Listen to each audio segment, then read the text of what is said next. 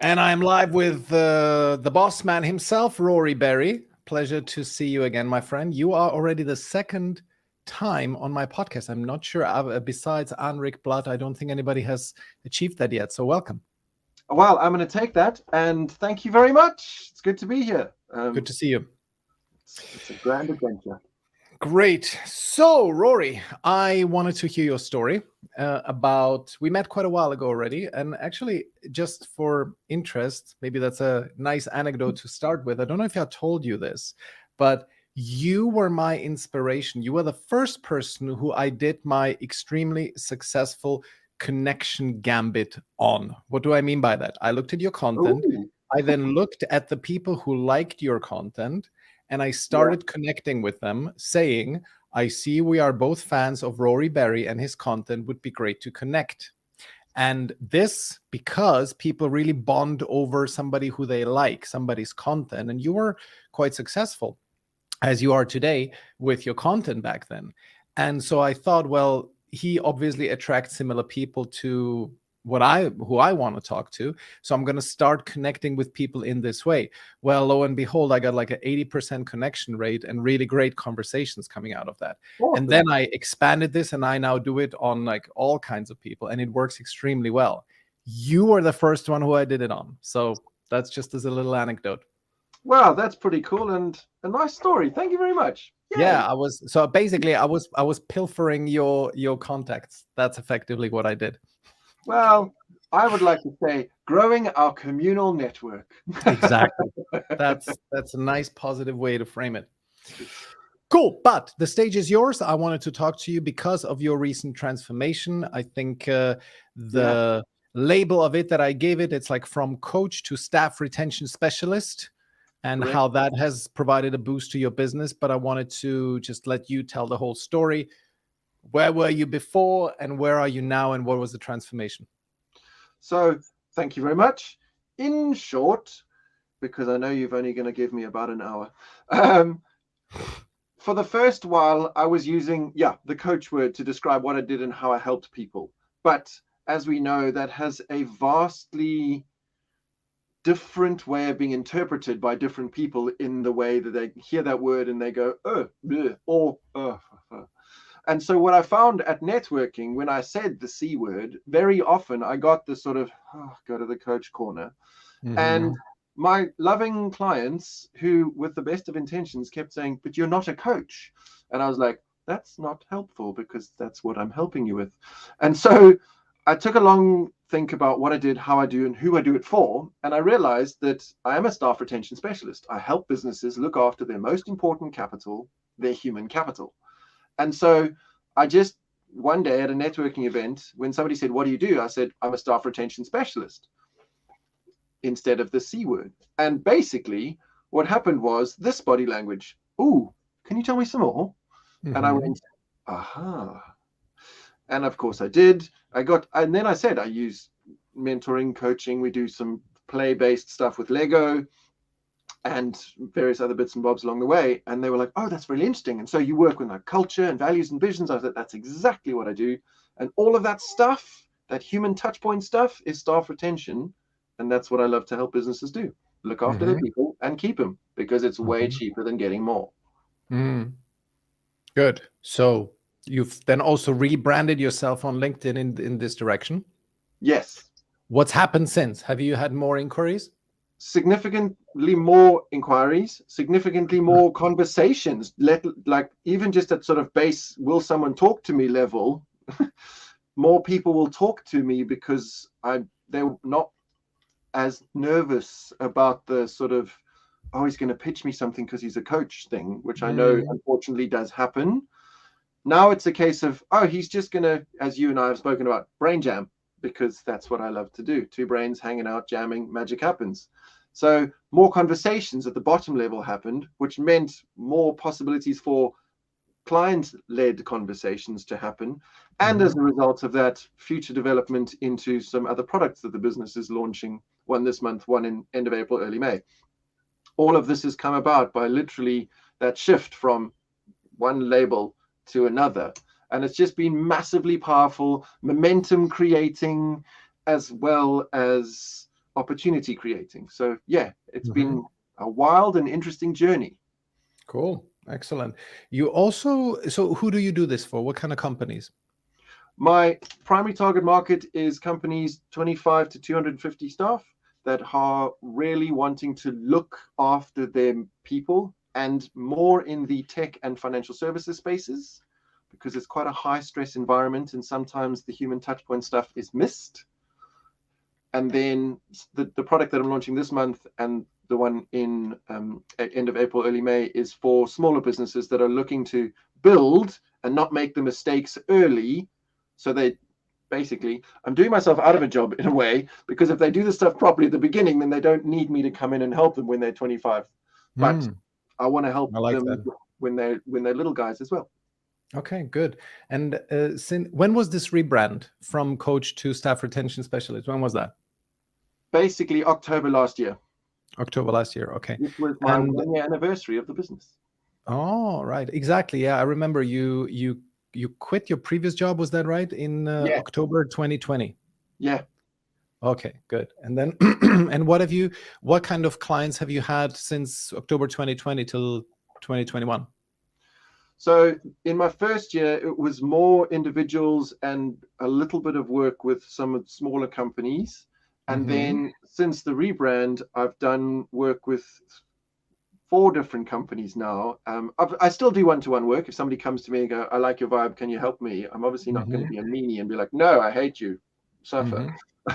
So I still look after people as I can, but I've had significantly more companies coming to me going, can we have the conversation now? So it's worked because people have seen the language change, the things that I'm talking about change. There's a percentage of education that's still going on, because obviously not a lot of people talk about staff retention the way I talk about staff retention.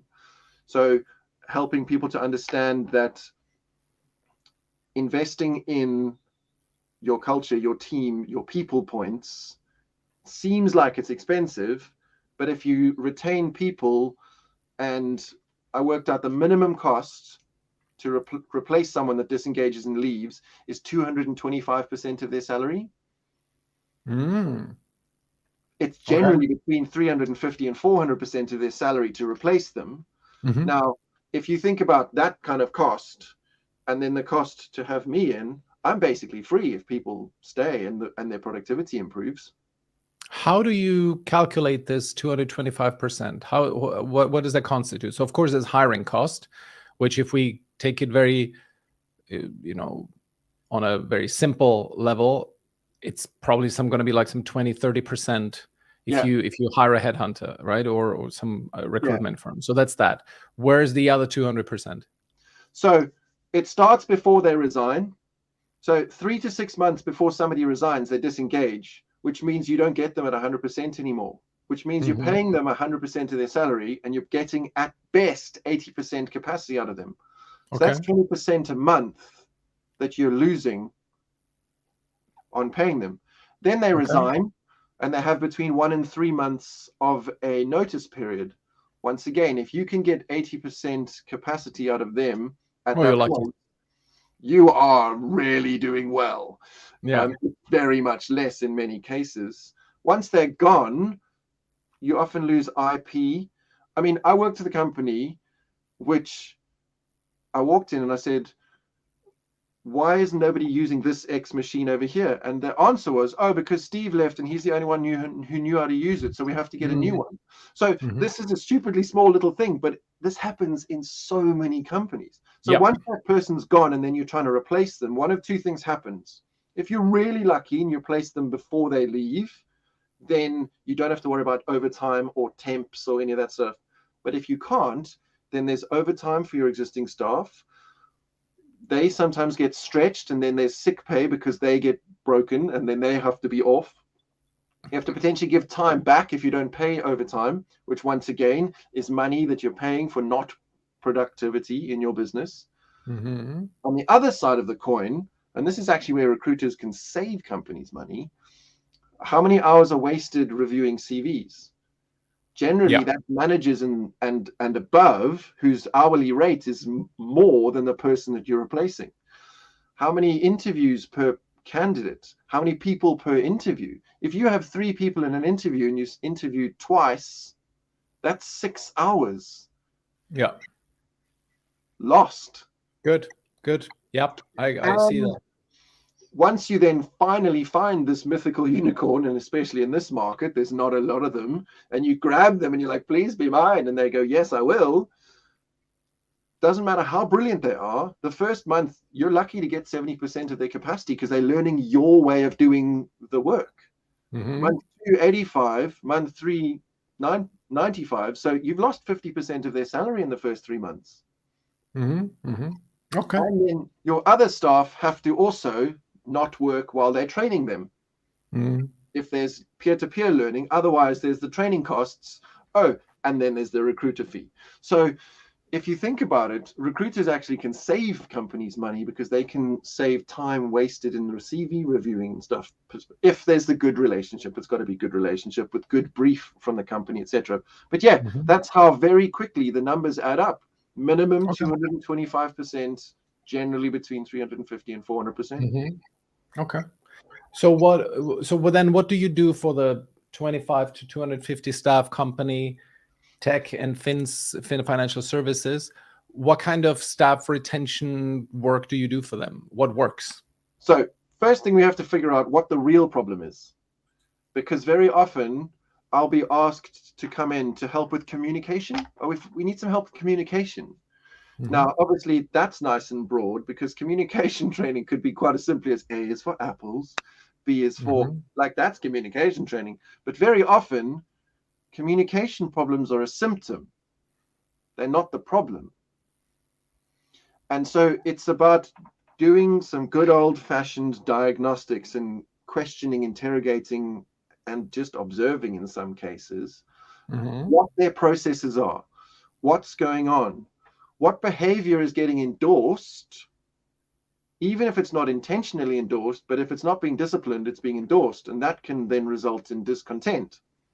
That discontent results in negative cultures. That negative culture results in disengaged people who then leave. And so very often, and that's one of the things that I've identified, is managers, especially new managers, aren't taught the messy, hard human stuff. And that is very often where we start. Once we can identify that and do some work there, then other things start to come up. Double standards are always a fun one to find because that always makes your staff happy and engaged. And stress-related communication mishaps, once again, they're not always intentional, but until somebody calls it out and flags it, it just keeps happening because that's how it's always happened here. Well, so that's not always an acceptable answer. And then we put in the remedial work, which sometimes involves some team building work. And as you know, I'm a mild fan of Lego. So Lego is part of my business, and having my performing arts background, we do sometimes a little bit of improv related stuff because there's beautiful things that improv can teach us on those ways to communicate differently. Some would say better. I like to say differently. And then understand each other better so that we can play nicely. Okay, cool. Good, got it. So I understand what you do, totally see the value in it. Now, you say that you were at I hope I can mention that you were at a point where you were considering looking for a job, right? Because the coach thing was simply not working. Yeah. You want to talk about that? Yeah, happy to. Basically, the short version is good old-fashioned cash flow was not ideal. And so it was part of the evolution and the genesis of the business. I mean, let's be honest, man's got to eat and keep the lights on. And so if you need to, as you're building a business, do some part-time hustle work, then that's what you do to kind of help with the focus and keep everything going. So I was looking at options and I applied for some things and I was even offered something. And I was about 3 days from potentially starting, and I landed a client, which meant I didn't have to. Okay. So yeah, but I think that very much speaks to your character that you, and I wrote that wrong because I said you were about to get a job, which was not getting a job and just giving up on it. It's simply to get a part-time thingy just to keep the lights on in order to keep the business alive and get whatever pivot and whatever you need to do in order to keep the business alive. yeah, absolutely. You've got to defend our businesses, because we start them because we know that there's something that we can do, help, bring to the world. And if we give up at the first hurdle, then did we really care enough? And I know that sounds quite like, but for me, I cannot not do the work that I'm doing, because there is so much that it needs to do to help businesses, to help companies, to help, to oversimplified, help the world. Yeah, exactly. I love that. That's a great, I think it is a necessary attitude that you need to bring into your business if you want it to survive, thrive, you name it. Yeah. Absolutely necessary. Okay, good. So in your first year, or tell us, give me the genesis of how you started the first version of your business. So in October 2020, take us back to that. What were you doing at the time, and what told you that it was time to start the business? Did were you forced to start a business, or did you voluntarily quit your job? What was the story there? So I had a part-time job. No, I had a full-time job, and I was doing this sort of part-time, trying to build it alongside. Obviously, no one could predict how long the Grand Rona adventure would be. And I got to the point where I was at breaking point, because I was too stretched doing both. And so I took a bold, brave decision and went, I'm going full time. I'm backing myself. I'm going to my business, because this is what I know I want to do. So took the leap, went full time. Obviously, I had a bit of runway, and I had some savings, and I had some anchor clients that I could launch with. Okay. Then obviously, Rona related pullback of funds from people meant novelty. But kept going, and then made it to the 1-year anniversary. And that's when I started to have my big, I want to keep doing this, but I want to change how I call myself and what I call myself moment. And then that's where 2.0 began and got to today. Excellent.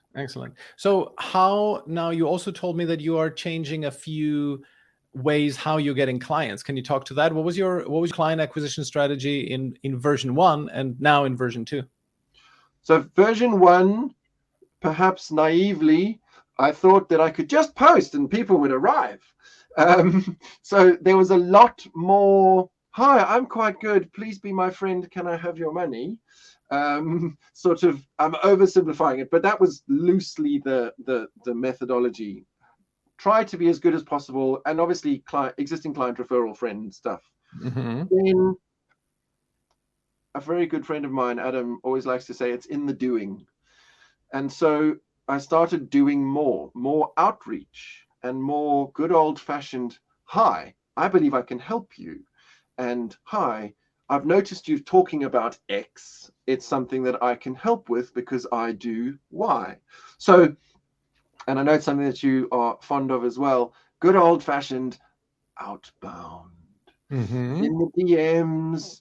Also, I would go, what I quite like to do is one-to-ones. So I would go to a networking event and then identify the people that I wanted to talk to, and then set up one-to-ones afterwards with them. The same as if I was on a DM, it would be as fast as possible get a one-to-one conversation, because then there's the nuances, the body language, the tone and inflection and all the good stuff that we can learn and see and observe, which is so much easier than on just good old-fashioned text. So I've also changed my copy slightly. And how? In what way?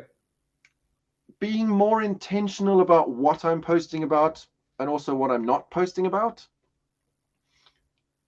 And I've engaged the services of a copywriter who I absolutely love, and I like his content. And as a result, he's helping me be a better writer.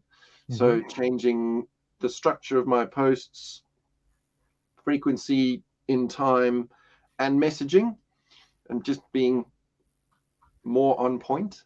What do you not post about anymore? As much fluffy rubbish, my birthday aside. Obviously, if somebody goes to my posts today and sees like random picture of stuff for my birthday, Of but course. Again, I mentioned it before, but happy birthday to you. I thank you very much. I guess it's just, I know that everyone's got their different ratio rules of like sort of personal, professional, buy my stuff, hi, this is a fluffy bunny stuff. And I've found my mix of that. My ratios have shifted slightly, and I'm getting better engagement and better inbound as a result of that shift. That's good. What are your ratios now then? What's your recipe? Between 70 and 80%. I call it edutainment. So it's education around what I do and how I do it and why I do it. And then 20 to 30% of, hi, I'm the nutter that does it. So selling the me versus selling the what I do. Okay. Very interesting. Wow. So that you actually do 20% of your posts include some form of call to action or highlight what you do. It's not always overt, but yes. Interesting. Okay. That's one of the more ambitious, or what do we want to call it, more salesy ratios that I've heard of. For example, just to give you an idea, I once asked in comments Justin Welsh, one of the LinkedIn gurus, how much selling he does, and he said less than 5%. And I would say even that, because I follow his content quite closely, even that's maybe a bit of an overstatement. I feel that actually where he mentions his products, services, is even less than that, but doesn't have to say anything. I mean, it works for you. So, and this is not, it's nothing wrong with that. I think the obstacle that most people face is these like mental obstacle is to be a bit more salesy. They tend to be much more on the spectrum of like you were at the beginning, where you just want to be the honeypot, expecting that people will swarm to you just as soon as you announce your existence, which of course does not work. And most people are trapped in this mindset thinking, I don't want to be salesy. And then on the other side, of course, there's the other extreme. It's the extreme pitch slappers who never build up any relationship, never post any content, and just hammer and hope for the best with the numbers, which that doesn't work anyway very well since LinkedIn implemented the 100 a week limit. Yes, true. But yeah, so that's the issue. So kudos for you for being a little bit more aggressive on that. I think that's great. I think the biggest thing is, and I know it's super cliched, but when you stop caring about the views, you get more of them, because you change the way you write and you change the way you speak and your content in general. Because if you don't care about staff retention, I don't expect you to care about my posts. And I know that seems like, because obviously you want, I want everyone to look at my posts. No, I don't.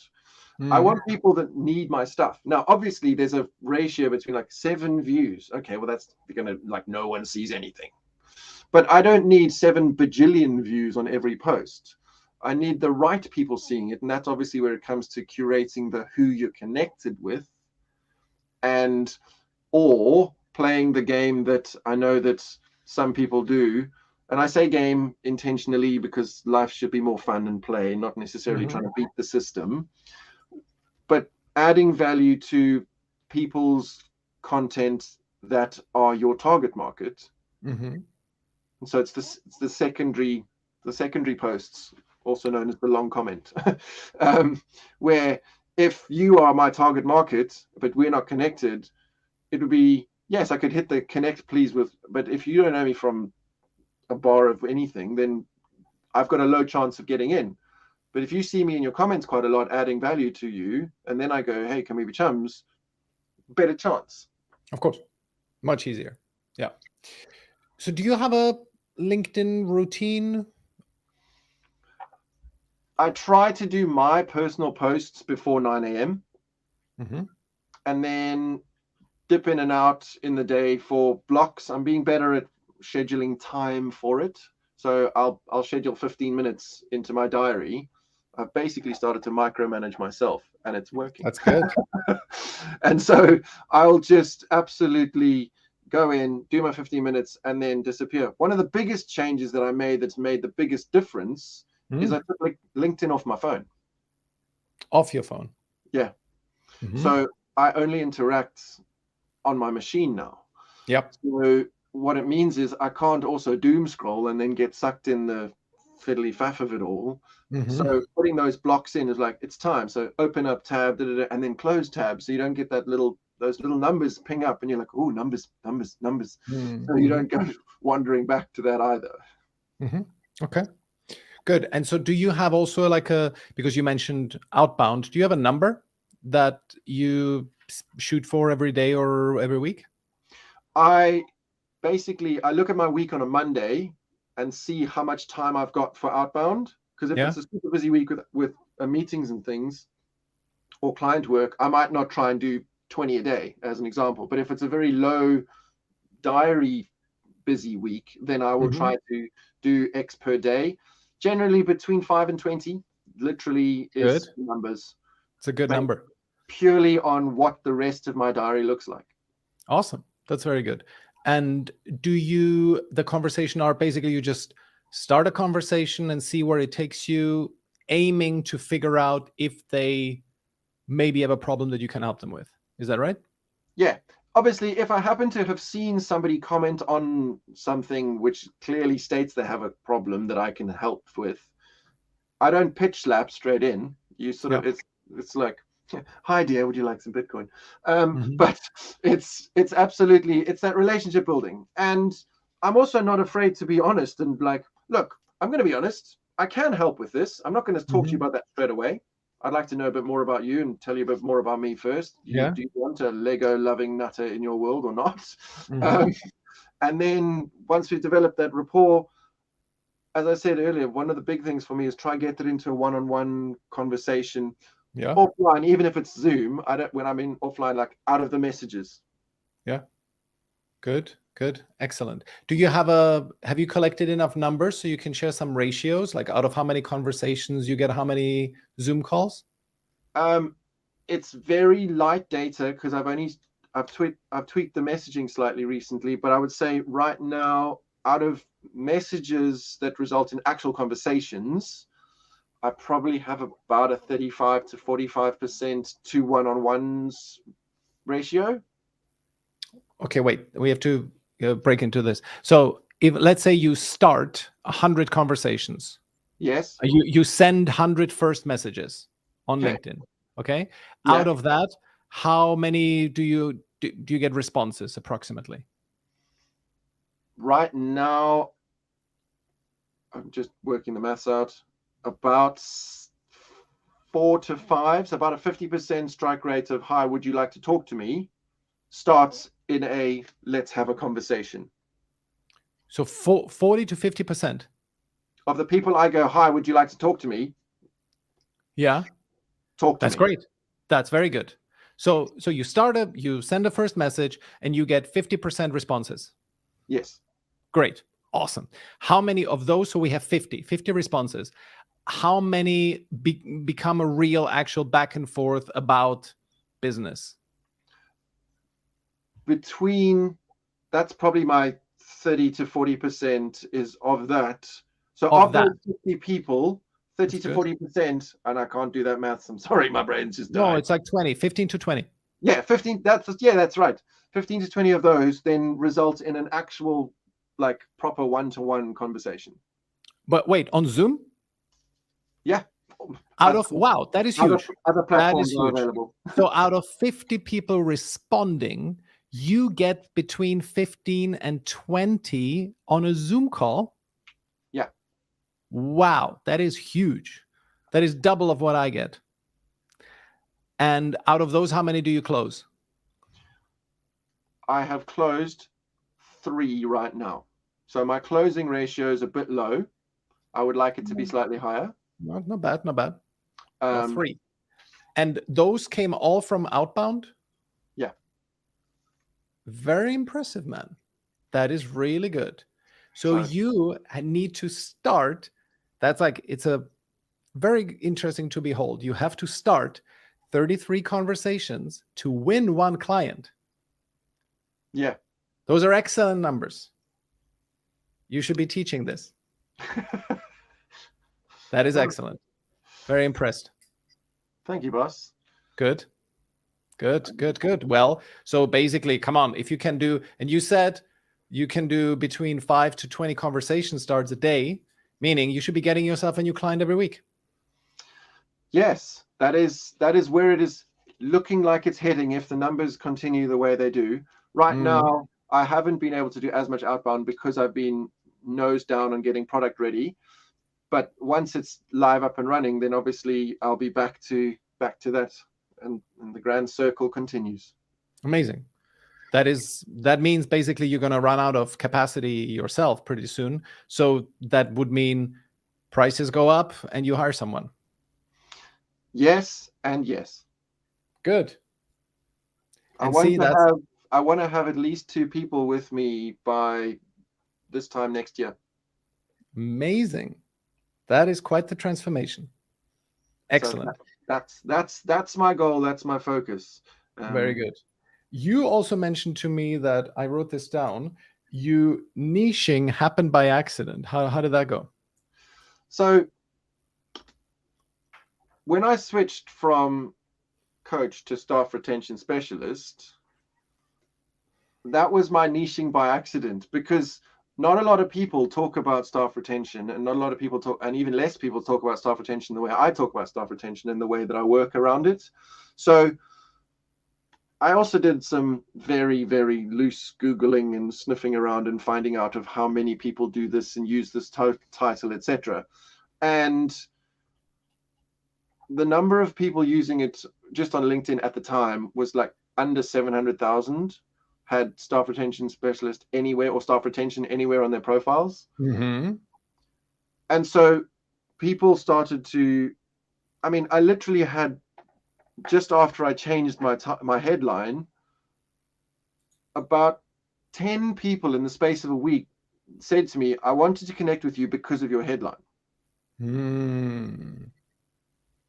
Very interesting. Yeah, I also heard every time you change your headline, LinkedIn does push you, at least I had the experience as well, and I've heard it from someone, that they push you to more people, that the algorithm gets somehow triggered if you change your headline. If you do it too often, of course, not anymore, but if it happens not too frequently, that alone gives you a boost. So it could be a little bit artificial, but of course, 10 people in the course of a week, that's very significant. Yeah, and they specifically mentioned, like, either in a DM or in the, like, will you connect with me note, staff retention specialist. So they specifically mentioned that. One of the other things that I have noticed has helped me is, if somebody connects with me after seeing my content or whatever, I will always send a thanks for connecting and is there anything I can help with. So it's not a sales pitch, it's just you've obviously wanted to pick me for some reason. Is there anything I can help with right now? And once again, it generates a conversation. Of course. That's very good. These are the simple things. I mean, it sounds really obvious when we say it out loud, but these are the things that potentially we would do if we met people in person. Like, is there anything I can do to help? What can we do? And it always tends to start those conversations, and then those conversations lead to relationships, and. Exactly. Great. What would you advise someone who is in your situation and they may not have that staff retention specialist expertise, but what would you advise when somebody is a coach, not getting any clients, not much going on? What kind of thought process would you recommend them to go through? Think about what you do, who you work with, and the results that you get, and see if you can use words from that to describe you. So I got to staff retention specialist by doing that exact process. I work with companies to retain their staff, and I'm a specialist at it. That's the Mm. very short version of the longer process that I went through. And that's Mhm. why I used staff retention specialists. There's people that are coaches that are like, I'm a career coach. Okay, great. But for who? What demographic? Is it, am I a career change coach? Am I a end of career transitioning to retirement specialist coach? Because that's career Mm. coaching, because that's part of your life. So think about what you do, the results that you get, and are there words from in there that can describe you to your people? Mm. Also, ask your clients. Interesting. What should you ask them? If you had to describe me and not use the word coach, what would you say? Very good. That's a very good question. Because they're the ones that's experienced the thing that you do. So they are best placed to give you the words. Such an excellent piece of advice. I love that. And you would not, and yeah, you have to forbid them to use the most obvious terms. Exactly. Just as a bit of an exercise. In the end, they may say, sorry, I just cannot come up with anything. Okay, fine. Then just specify what kind of a coach am I, maybe Yeah. to get something out of that. But initially, forbid them and I think generally, I think everybody should absolutely always avoid using the word coach, even if effectively this is what you do. Effectively, this is what I do too. Yeah. But it is, as you said correctly, it is a term that lands you in sort of on the kiddies table, Yeah. right? You just Yeah. you're not participating among the big guys. And if you call yourself, instead of I'm a business marketing coach, and you call yourself architect of client acquisition systems, it just has a much stronger ring to it. Yeah. Absolutely. Very interesting. Good. Yeah. That's and then something else to possibly do just from a relationship building perspective in one-to-ones, and it's my favorite one-to-one question to ask. What's the one thing I could do in the next 3 weeks to help you or your business? Mm-hmm. And the reason I ask the question is I can't always solve that problem. But if I know that there is one specific thing that you need help with because you've been able to explain it to me, then if I'm out anywhere, that's the thing that I'm listening out for and looking out for when I'm networking and in other places, because I might not be able to help you with that one thing, but I might know a guy. And if you go, I kind of just need help with stuff, I can't help you. Mm-hmm. But if you go, I'm desperately in need of a rebrand and I need a logo designer that can work with Web3, awesome. That is uber specific. Mm-hmm. Very good. I would surmise that there's also one more thing that is the recipe, part of the recipe of your success. I wonder if I can speculate and just put it out there. Let me just put it out there and see what you think. Okay. I think part of the reason for your success was, I remember we were talking on DMs, sometimes it was in October or November, and you mentioned that you're now sort of digging into NFTs and Yes. looking into that. And then when we talked later, recently when you told me about your recent success, you also said you parked the NFT stuff. And I was like, thank God. I would say maybe that thing, the fact that you focused and stopped dabbling in other adventures, also could be part of your success.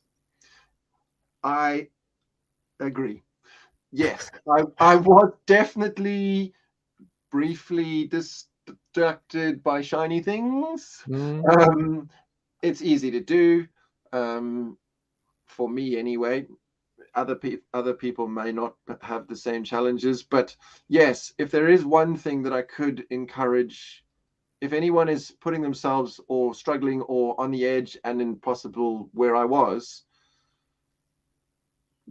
stick to your thing, double down on it and back yourself, because I could have quite easily gone shotgun, scattergun, see what Mm. lands. I've gone, this is me, this is what I do, this is how I do it, and this is how I can help.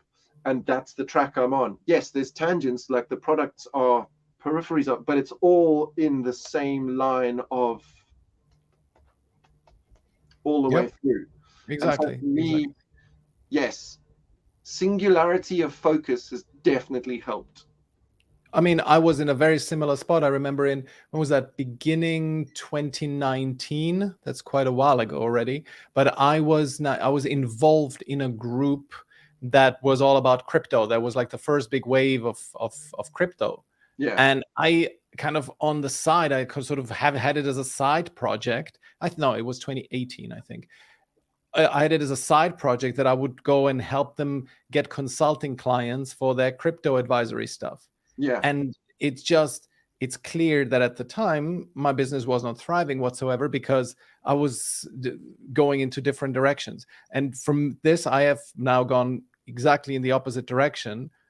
I'm now saying, like, until you are completely financially independent, where you don't have to work a single day in the rest of your life, stay and remain a single purpose human, right? yeah, Because every single line of business that you are in, you can build it to a point where you at some point you park 10 million and you're done for life. yeah, So I would say, this is why wouldn't you do that? You have much higher chances of succeeding in one thing, as long as there's a reasonable market for it, rather than doing one thing and dabbling in three other things on the side. yeah, The focus on one thing will always yield better results. There's very few examples of people like, okay, Elon Musk, fine, very different kind of animal. But yeah. most people are single purpose vehicles. So do not dabble in other stuff until you've set for life, until you're set for life. And I think that's really key because we've all got X number of options in us, businesses, ideas, etc., like you say. But until you don't have to worry about the money, you have to worry about the money. Yeah. Because No, otherwise, not necessarily worry. And I think this is I, also a I good use the word important. worry loosely. Yeah. Yeah, But it's yeah, about, it's simply, and the thing is, because if you become a single purpose vehicle, you then also will spend every single moment researching this area. Like for you, staff retention is now the thing that you live and breathe. Where you wake up, you listen to an audiobook on staff retention, you listen to the latest podcast on the topic, and so on. You just try to get impulses from different areas. At least that's how I'm thinking. At least this is how I live. Right? This yeah, is, yeah, I get up, I listen to an audiobook that is related to my field. I listen to podcasts that are related to my field. And when I'm when we're driving the car and there's a moment of silence between me and my wife, I drift off and I think about the next LinkedIn post that I'm going to do. Right? yeah, So that is, I think this is right. Sometimes I get the, oh, where are you, from my wife, right? And I'm saying, yep, sorry, I was gone. I was thinking about the business. I think that's good. That is good. That is exactly the right way to go. I agree. I think that when we have that singularity of focus, we have the highest probability of success Exactly. without a I love shadow of it. a doubt. Excellent. So, is there anything I should have asked you but didn't? No, About your transformation, about your success, about your clients, about your philosophy, the narrative that you pursue? I think we've got it all. We've ticked all of the boxes. Lovely. Rory, where can I mean, people can obviously find you on LinkedIn because this is where we are now, but can you quickly give us a what kind of problems do people face that they then get in touch with you? So the big three are: we're hemorrhaging people, we don't know why, or we think we know why, but can you fix that? We have a really happy team and we want to keep them happy. Because I think one of the big things about staff retention that people don't always think about is prevention is better than cure. Mm-hmm. If you have a happy, engaged team, make sure you keep them happy and engaged. Don't assume that they can just pottle along and everything will stay fine. So it's that. And this is a new thing that is coming into the mix: growing companies. So either scale ups that are trying to speed up, like at pace, like I want to double my headcount this year. Okay, you need to focus on a number of things, otherwise you're going to hemorrhage people and that's going to waste a lot of money. So I'm losing people and I don't know why, or I think I know why. Can you confirm and fix it? I've got a happy team and I'd like to keep them happy. Can you come in and do work and help us with that? Or I want to double my head time or really grow the business, are all the right things in place, or what are the right things to put in place to make sure that that happens. Awesome. Love it. Those are some very clear and clear scenarios. And I love the fact that you have framed them as a pain and or desire, right? Rather than like demographics. Oh, it's for companies 25 to 250 people. Because ultimately, yes, it's true. This is the companies you work for. But it's the pain points that will trigger them to take action to reach out to you. And you've got that nailed. Absolutely. That's Awesome. exactly it. Very good, my friend. Really happy to talk to you. Thanks so much for coming on and sharing your wisdom with us. Thanks for having me. It's been an epic adventure. As always. Thanks, Rory. Cheers. Ciao.